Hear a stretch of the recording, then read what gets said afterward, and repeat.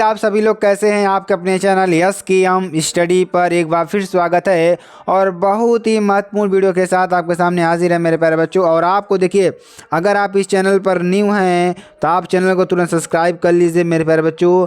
और अगर आप इस चैनल को अच्छी तरीके से सब्सक्राइब कर लेंगे तो आपको अच्छा से अच्छा नंबर मेरे प्यारे बच्चों मिलने वाला है, ठीक है। और साथ ही साथ इसकी पीडीएफ भी अगर आपको चाहिए तो SKM स्टडी का जो ऑफिशियल टेलीग्राम चैनल है वहाँ पे आपको इसकी पीडीएफ मिल जाएगी मेरे प्यारे बच्चों, ठीक है। तो आप सभी को क्या करना है, हमारे साथ जुड़े रहना है, अच्छी तरीके से अपनी तैयारी को बनाए रखना है। और यहाँ पर हम लेकर आ गए हैं मेरे प्यारे बच्चों most important extract type question जो आपके एग्जाम में पूछे जाते हैं। और यह पोइट्री का पार्ट है, बहुत ही इंपॉर्टेंट है, बहुत ही महत्वपूर्ण है, ठीक है।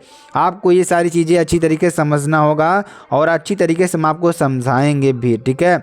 चलिए यहाँ पर देखिए क्या है मेरे प्यारे बच्चों, बहुत ही इंपॉर्टेंट आपके लिए स्टैंजा है और पैराग्राफ है, ठीक है। तो यहाँ पर अच्छी तरीके से अगर आपको समझना है तो अच्छी तरीके से इसके क्वेश्चंस और अच्छा देखिए ये आपको देगा, ठीक है। 6 नंबर का आपको आता है मेरे प्यारे बच्चों, यहाँ पर आपको ये 6 नंबर का आता है। अगर यहाँ पर आपको लिखना है तो 6 नंबर का आपके लिए आता है जो कि बहुत ही इंपॉर्टेंट है, ठीक है। यहाँ पर क्या कर रहा है कि perhaps the earth can teach us, ठीक है। क्या कर रही है कि कदाचित पृथ्वी हमें यह सिखाए, क्या कर रहा है देखिए ये आपके क्या है पोइट्री वाले पार्ट हैं, ठीक है मेरे प्यारे बच्चों, जो आपकी लाइनें दी हुई थी, ठीक है। तो perhaps the earth can teach us यानी कदाचित पृथ्वी हमें सिखाए, क्या सिखाए मेरे प्यारे बच्चों। देखिए यहाँ पर कुछ आपके लिए स्टैंजास लिए गए हैं जो इम्पोर्टेंट हैं 2023 बोर्ड के लिए, ठीक है। आई होप कि 2023 बोर्ड में यही क्वेश्चंस आपके एग्जाम में एग्जैक्टली आने वाले हैं, ठीक है।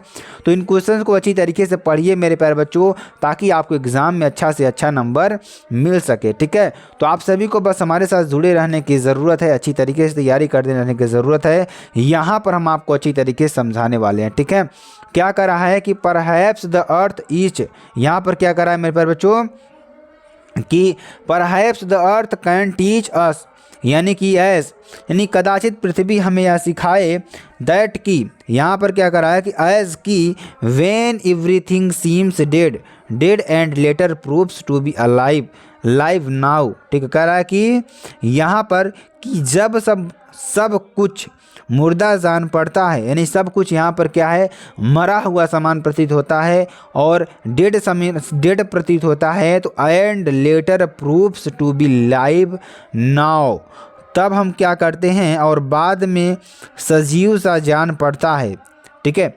जब हम उसे क्या करते हैं मुर्दा समझते हैं तो वह बाद में क्या होता है सजीव जान पड़ता है। और देखिए I will count up to 12 and you keep quiet and I will go, ठीक है।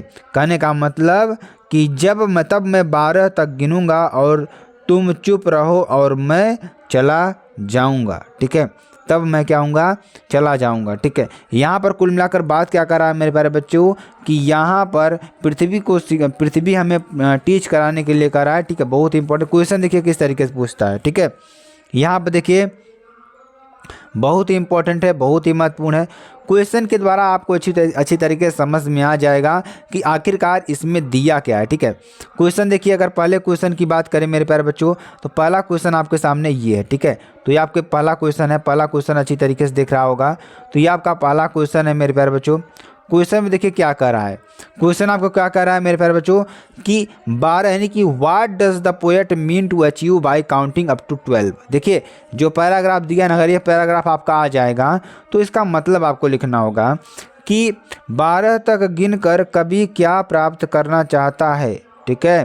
तो 12 तक गिनकर कवि क्या पाना चाहता है, ठीक है। तो the poet wants to achieve peace by counting up to 12, he wants us to introspect in a moment of silence यानी कि 12 तक गिनकर शांति प्राप्त करना चाहता है, यह चाहता है कि हम मौन के क्षण में आत्मनिरीक्षण करें। मतलब कह रहा है कि वह 12 तक गिनकर शांति प्राप्त करना चाहता है, ठीक है। और क्या करना चाहता है कि वहाँ चाहता है कि हम मौन के क्षण में आत्मनिरीक्षण करें। जब आप सब कुछ शांत हो जाए मेरे प्यारे बच्चों ना, तब वो कह रहा है कि हम अपना आत्मनिरीक्षण करें। क्या करें? अपना आत्मनिरीक्षण करें कि हम क्या हैं, क्या चीज़ है, वो सारी चीज़ों को यहाँ पर आपको बता रहा है। What is the significance of keeping quiet, यानी कि मेरे प्यारे बच्चों चुप रहने का क्या महत्व है। कीपिंग क्वाइट, चुप रहने का क्या महत्व है।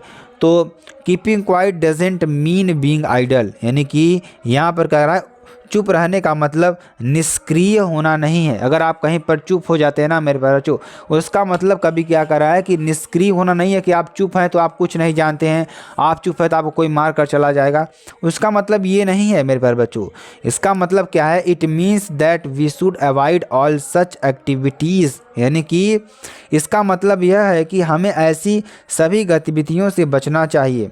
कौन सी गतिविधियाँ, which are hurting the nature and in turn us, ठीक है, कि प्रकृति को और बदले और हमें नुकसान पहुंचा रही हैं, जो प्रकृति को और बदले में हमें नुकसान पहुंचा रही हैं। यानी कि हमें क्या करना चाहिए मेरे प्यारे बच्चों, हमें ऐसी चीज़ों को अवॉइड करना चाहिए जो प्रकृति के साथ साथ हमें भी क्या कर रही है, नुकसान पहुंचा रही है। ठीक है, अगला देखिए क्वेश्चन क्या है मेरे प्यारे बच्चों, Which figure of speech in used in the line earth can teach us when everything seasons dead। देखिए ये थोड़ा आपको अच्छी तरीके से मेरे प्यारे बच्चों, अगर आप इसको ध्यान से पढ़ेंगे ना तभी आपको समझ में आएगा, क्योंकि ये देखिए स्टेंजा है, जल्दी जल्दी पढ़ाकर आपको चले जाएंगे तो आपको समझ में नहीं आएगा मेरे प्यारे बच्चों।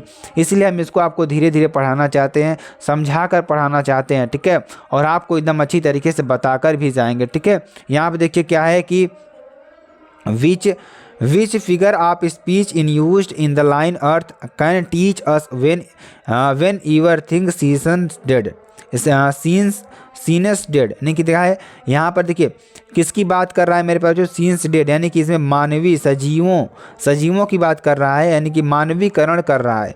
तो मानवीकरण किस में होता है, पर्सनिफिकेशन होता है मेरे प्यारे बच्चों। ठीक है, देखिए एक होता है यस, ये देखिए हम आपको एक ट्रिक बताते हैं, यस HAMPOO। देखिए आपके इसमें अगर आपको मालूम हो ना मेरे प्यारे बच्चों, इसमें आपको क्या पूछता है, इसमें पूछता है आपको फिगर ऑफ स्पीच। ठीक है, तो 7 फिगर ऑफ स्पीच आपके होते हैं। अभी आपको फिगर ऑफ स्पीच का एक वीडियो देंगे जिसमें आपको 7 फिगर ऑफ स्पीच आपके होंगे और उसको अच्छी तरीके से हम आपको समझाएंगे। ठीक है, तो एक होता है सिमिली आप जिसे क्या कहते हैं, रूपक अलंकार। ठीक है, फिगर ऑफ स्पीच का मतलब ही क्या होता है मेरे प्यारे बच्चों, अलंकार होता है। क्या होता है, अलंकार होता है। ठीक है, जैसे आप हिंदी में अलंकार पढ़ते हैं, रूपक अलंकार, उत्प्रेक्षा अलंकार और सारे जो अलंकार आप पढ़ते हैं, उसी तरीके से इसमें 7 अलंकार आप पढ़ेंगे। पहला क्या है, सिमिली, जिसे आप क्या कहते हैं, रूपक अलंकार कहते हैं। हाइपरबोला, दूसरा क्या है, हाइपरबोला, जिसे आप क्या कहते हैं, अतिशयोक्ति अलंकार कहते हैं। अपोस्ट्रॉफी है। उसके बाद मेटाफर है आपका। ठीक है, उसके बाद पर्सनिफिकेशन, जो इसमें आया हुआ है क्या मेरे प्यारे बच्चों, मानवीकरण। ठीक है, ओनोमेटोफिया, एक ओनोमेटोफिया है, एक ऑक्सीमोरन है। तो 7 आपके इसमें दिए जाएंगे, 7 को एकदम बेहतरीन तरीके से हम आपको एक अलग वीडियो बताएंगे मेरे बच्चों, जिसमें आपको अच्छी तरीके से समझ में आ जाए। ठीक है, तो इस तरीके से आपको 7 होते हैं, तो इसको अच्छी तरीके से आपको पढ़ना है। उसके बाद चलिए हम आपको दूसरे जो स्टेंजा है, दूसरा स्टेंजा भी अच्छी तरीके से आपको समझाते हैं और अच्छी तरीके से बताने का मेरे प्यारे बच्चों प्रयास करते हैं। इसमें भी देखिए जो आपका दे रखा है वो भी बहुत ही इंपॉर्टेंट है, बहुत ही महत्वपूर्ण है मेरे प्यारे बच्चों। तो अच्छी तरीके से चलिए इसको भी समझते हैं और अच्छी तरीके से आपको हम अच्छी तरीके से बताने का भी प्रयास करेंगे मेरे प्यारे बच्चों, ताकि आपको अच्छी तरीके से समझ में भी आ जाए। ठीक है, तो इसमें देखिए क्या कर रहा है कि ड्राइविंग, क्या कर रहा है मेरे प्यारे बच्चों, ड्राइविंग फ्रॉम ऑल पेरेंट्स, यहाँ पे क्या कर रहा है मेरे प्यारे बच्चों, driving all parents home to coaching last Friday morning.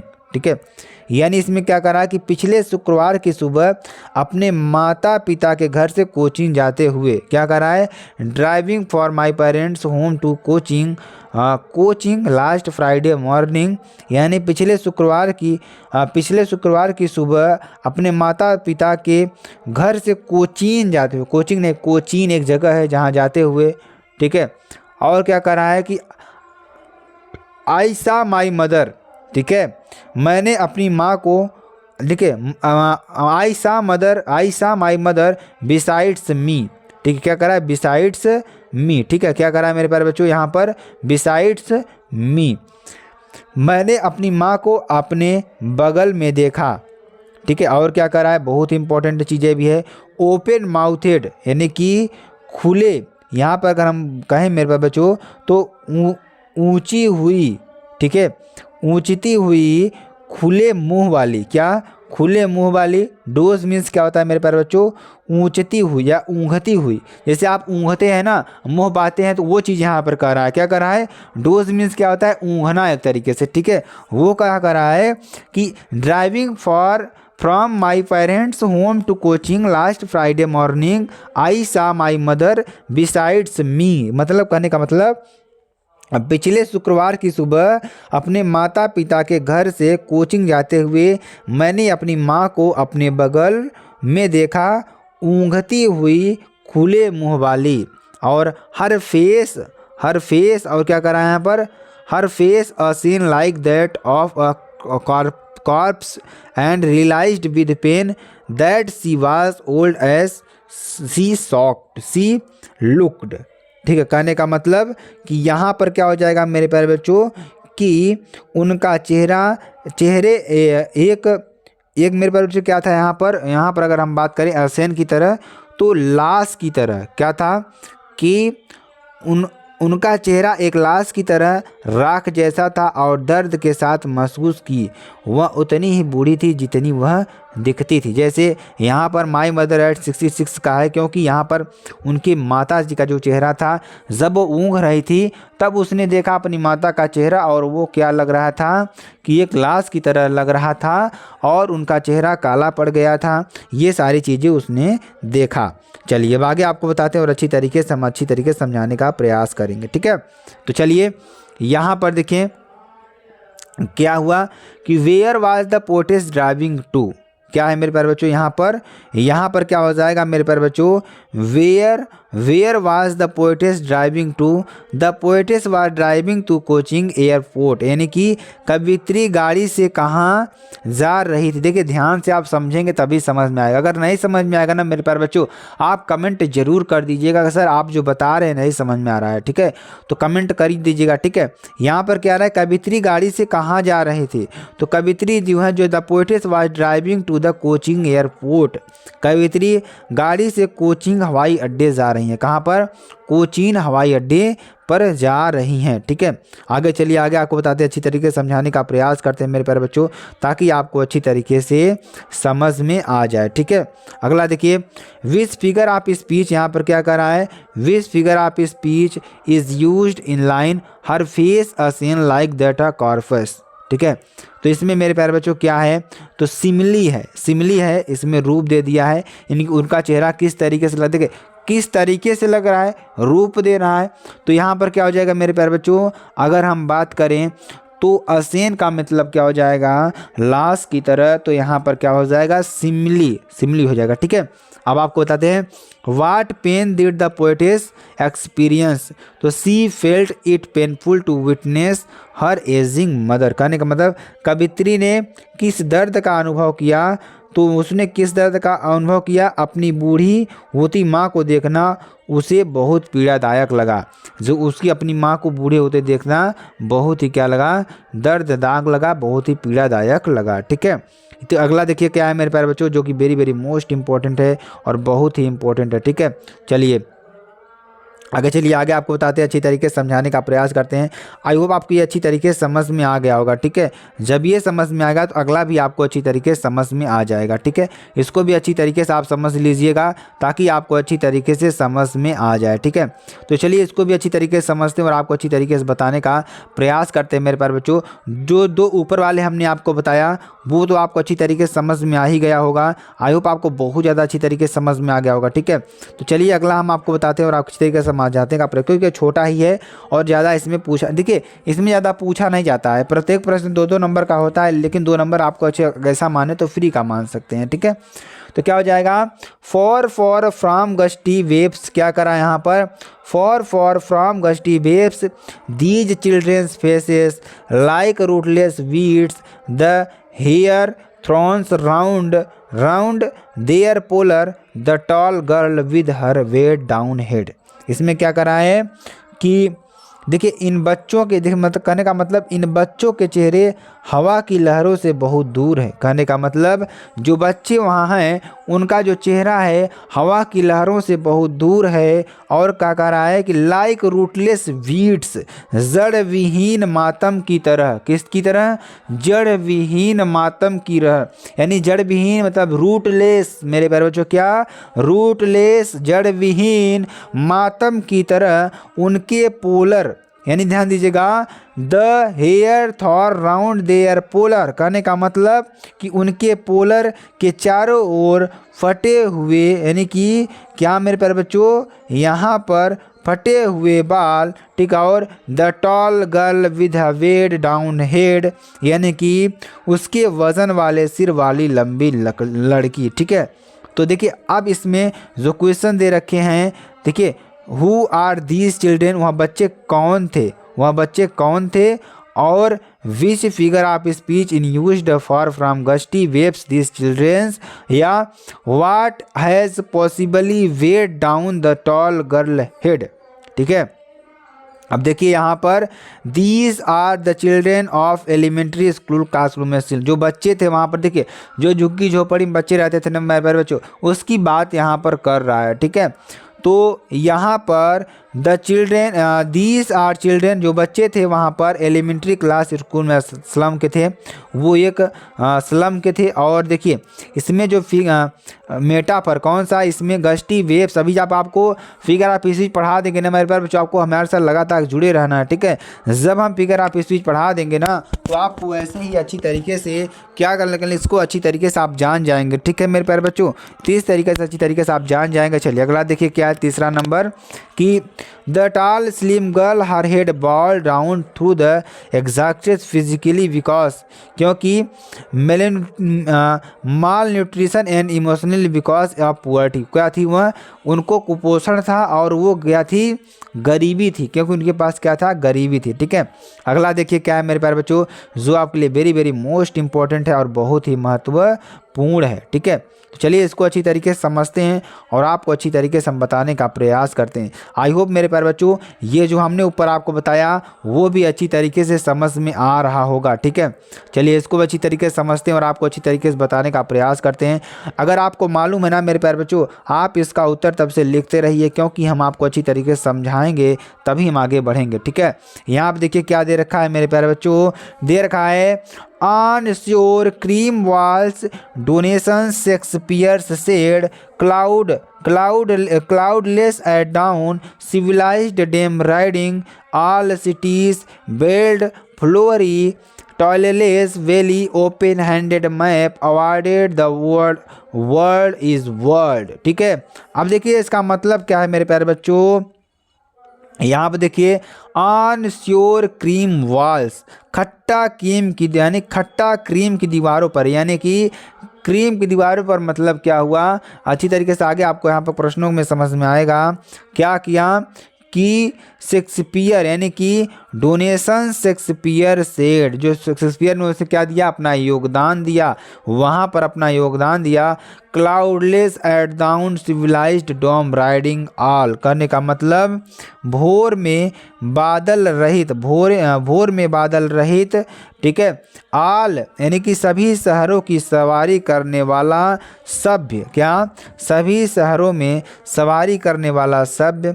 Cities बेल्ड flori टोलरेस valley गुम्बद बेल्ड फुलदार टाइलिस घाटी जो थी हमारी, क्या थी? टाइलिस घाटी जी थी। खुले हाथ का नक्शा दुनिया को उसकी दुनिया का पुरस्कार देता है, क्या देता है? उसकी दुनिया का पुरस्कार देता है, इसका मतलब यही है। तो चलिए हम आपके इसके क्वेश्चंस को अच्छी तरीके से समझाते हैं और आपको अच्छी तरीके से बताने का प्रयास करते हैं मेरे प्यारे बच्चों, ताकि आपको अच्छी तरीके से समझ में आ जाए, ठीक है। तो चलिए यहाँ पर देखिए, तो यहाँ पर अगर देखेंगे मेरे प्यारे बच्चों, तो यहाँ पर क्वेश्चन क्या है उसका आंसर भी आपको यहाँ पर दिखेगा, ठीक है। तो चलिए पहले क्वेश्चन देखते हैं, what are the two things that show a civilised race. देखिए अगर आप छोड़कर चले जाएंगे ना मेरे प्यारे बच्चों, आपको समझ में नहीं आएगा, ठीक है। यहाँ पे आपको अच्छी तरीके से समझा रहे हैं तो आप समझ लीजिए अच्छी तरीके से, ठीक है। What are the two things that show a civilised race, यानी कि कौन सी दो बातें हैं जो एक सभ्य जाति को दर्शाती हैं।